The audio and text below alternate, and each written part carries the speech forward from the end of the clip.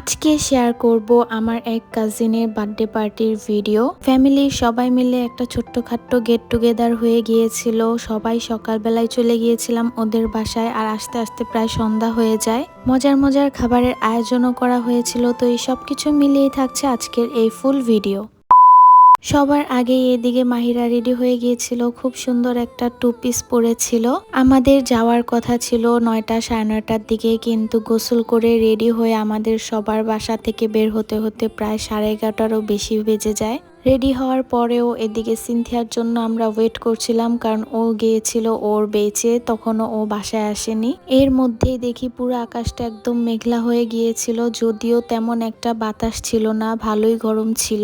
Ready হওয়ার পর থেকেই মাহিরা একদম বাহিরে যাওয়ার জন্য একটু পরপরই জিদ করছিল। তো দেন সবাই এদিকে রওনা করে দেই, আর বাহিরে একটু পরপরই আকাশ মেঘলা হচ্ছিল, কিন্তু আবার অনেক বেশি কড়া রোদ উঠছিল, অনেক ভ্যাপসা গরম পড়েছিল এই দিন। তো আসার পর এদিকে সবাই বসেছিলাম, আর মাহিরা সাথে সাথেই ড্রেস চেঞ্জ করে ফেলে।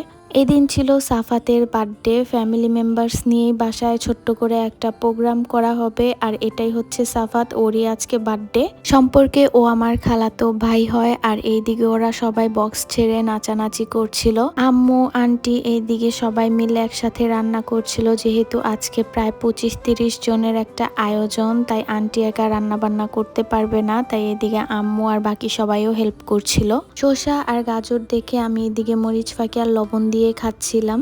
আন্টিদের রুমের পিছনেই একটা ছোট্ট বারান্দার মতো আছে, ওইদিকে দরজা দিয়ে যেতে হয়। তো এই সাইডটাতে আন্টি কয়েকদিন পরে অনেকগুলা গাছ লাগাবে। সিনথিয়ার রোদে বসে থাকতে ভালো লাগে, তাই ও এইদিকে বসেছিল এত গরমের মধ্যেও। আর এই সাইডে গরুর মাংস রান্না করা হচ্ছিল, সাথে মুরগির রোস্টের জন্য মুরগি ভাজা হচ্ছিল। কষানো মাংসর থেকে আম্মু এইদিকে আমাদের খাওয়ার জন্য মাংস নিয়ে আসে। তো খাওয়ার পরে এইদিকে আমি একটা আচার খাচ্ছিলাম। এত গরমের মধ্যেও ওরা বাহিরে এইদিকে লাফালাফি করছিল। তো রুমে এসে দেখি মাহিরা এইদিকে ঘুমাচ্ছিল।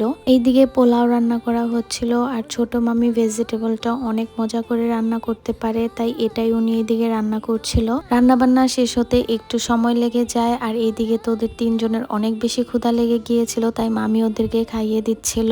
আগে সব জেন্টসদের খাওয়ানো হবে, তাই এদিকে সব খাবার সার্ভ করা হয়েছিল। এদিকে ছিল গরুর মাংস, মুরগির রোস্ট, ভেজিটেবল আর পোলাও। আন্টিদের বাসার এই সাইডটাতে একটু পরে নির্ঝরা আর সিনথিয়া মাইশা ওরাও গিয়ে বসে থাকে, কারণ অনেক বেশি বাতাস আসছিল। তারপর আমরা সবাই মিলে চলে যাই ছাদে। ওয়েদারটা অনেক বেশি সুন্দর ছিল এই দিন, পুরো আকাশ একদম মেঘলা হয়ে গিয়েছিল, আর ছাদে তো অনেক বেশি বাতাস লাগছিল।